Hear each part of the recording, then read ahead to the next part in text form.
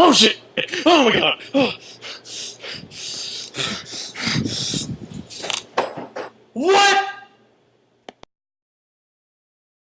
Hey everyone, this is Jared And this is Ryan. from the game room, and We're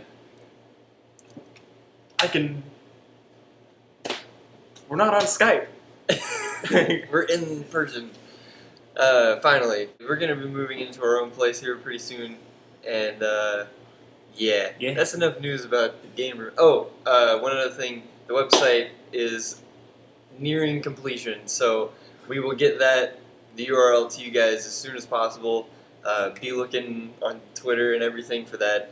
But anyways, this week we're going to be talking a lot about 4.2 patch notes and some of the major changes that are going on in patch 4.2 in World of Warcraft. And there's some big ones. We're not gonna really go over class stuff. There's more general stuff than classes at this point. But as they release more class information, we'll do the classes. Yeah, we're doing druids. Those have so many changes, it's ridiculous. But we're just gonna go down and knock out a few big ones. But anyways, general changes that they're making. All healing critical strikes now heal for 2 times the normal amount healed, plus 100% of whatever the critical is, up from 1.5 times a normal heal, which would be just plus 50%.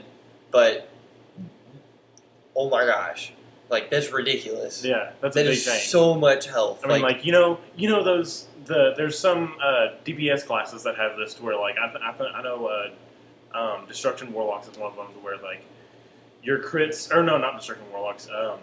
Affliction, right? Is it Affliction? I don't know. It's some either class, Affliction or Demonology. Some class, their crits always crit for double their original damage, and that's basically what this is. Yeah, and that makes it just that much more pertinent to have crit. Yeah. Most healers these days don't have crit. Period, or lots of it, because all of your other stats are far more important to boost your base healing. But this is just gonna make it to where everyone can have a super mana pool and crit for ridiculous amounts of health. Like my druid, I seriously have crit 80k before on a single heal.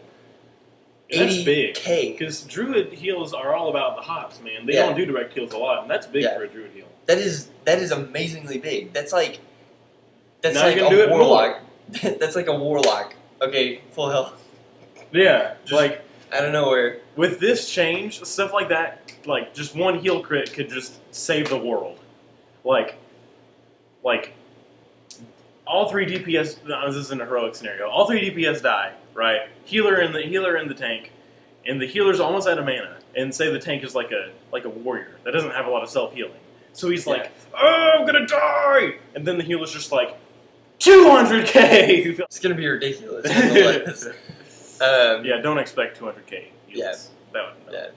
Well, at the end of this tier, oh god, definitely expect 200k heals. But oh my god. Anyways. Players are once again free to dance in combat without using graphic errors. Other animations such as attacks will take precedence over dancing. Dance animation will be suppressed until the higher priority animation is complete. Huge change, because we all want to dance in combat. Okay, the only character that I will do this on is my troll. Just because seeing that dance with attacks going on at the same time is gonna be doing all that crazy. The only scenario I would do this in is in PvP. If I'm attacking something and I'm all right, about to get him down, and some holy paladin runs up and is lay on hands and bubbles him, and I'm just shit. I would just dance. You won. Okay, the only other character that I would do it on would be my Draenei. Just BAM! Oh my gosh. Stuff like that. That should just be added to the casting animation. Boom! I would actually change all of my caster classes to Draenei. if that was the case. More changes. Yes. Buffs. All class abilities which are placed on a friendly target no longer generate any threat. This goes for raid-wide buffs such as Mark of the Wild, Power Word, Fortitude, as well as triggered effects such as Blessed Resilience or Fingers of Frost. And single target buffs like Dark Intent and Hysteria. The exception are buffs which directly cause healing or damage such as Thorns or Renew. Abilities such as these still generate the same threat. So no retard healer, druid healer, is going to walk up to like a mob and use Mark of the Wild, pull everything in the dungeon, Well, I think this is and wipe everyone. I'm sitting here trying to think of when this is applicable. It could probably it's mainly like for like battle reses. When someone reses and you want to buff them up, you can cast all your buffs on them, and the tank still keeps threat. Yeah, which he should anyway if he's a good tank at all. But still, usually it's not a problem. But with this, with the Zandalari dungeons, that there's been so many threat problems. Period. I hate them. So many threat problems. Specifically, Jindo the Godbreaker. I'm out for blood. I've downed him once, and I've fought him upwards of 24 times, and I've killed him once. Or probably more than that, because a lot of the times, some people just end up leaving the group. Yep. And then you're sitting there forever trying to find somebody else, or everybody else leaves, and you can't finish. So you have to leave on the last boss, and you can't get your Valor. Kind of makes me mad. Yep. But that's all going to change with the Real ID Dungeon Finder. That's not what I was going to say at all. Well, yeah, that's what it is. That's not what I was going to say at all. What do you? I was going to say the Dungeon Journal. Oh, the Dungeon Journal, yeah, but they're also putting in something where you can cross-realm party with your Real ID friends. Which that's one thing that me and him are going to get hands down, because, like I'm tired of dealing with crappy servers. healers, and he's tired of dealing with crappy 2K DPS. Crowd control now no longer pulls. You can't pull with crowd control anymore. So happy! Because this means that I'll be able to, like, trap something without, like... Yeah, you can have a mage and a hunter in the same group, and you have 4 mobs, and CC all 3 of them, and just do one at a time, instead of having crappy heals that can't heal through 4 people. Or having crappy tanks that say, "What the crap, Hunter? Why'd you pull? It's a friggin' trap! It's gonna pull!" How long have you played this game? You should know this by now. Oh, jeez. Alright, pets. The aggressive... I love this. The aggressive pet stance has been removed and replaced with the assist... Oh, wait, is it still called assist? Yes, assist stance. What this means is this is not just hunter pets. This is all pets. Warlock pets. What other classes of pets? Dark Knights. We're now all Batman. Death Knight pets and Mage pets. The assist stance means your pet will attack whatever you attack, but not what attacks you.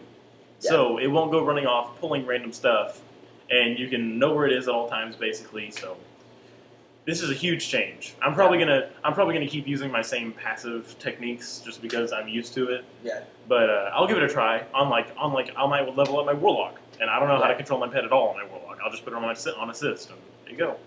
There you go. Druid changes. We're just gonna run down these really quick. All right. Druids now gain 1 attack power per point of strength, down from 2, and still get 2 attack power per point of agility while in cat form or bear form. So this means no strength ever. It already was no strength ever, and now it's just no strength ever, even more ever. Also, pretty much everything cat is being buffed. Every single thing. Everything you can do in cat form has been buffed by a significant percentage. I'm gonna love this. I already love it without the buffs. So now it's just gonna be buffed. Something here to notice is the change to Ferocious Bite just isn't a damage increase. It's making it easier to use. As we all know, Ferocious Bite consumes additional energy to do up to 100% more damage. Currently in the game, the base the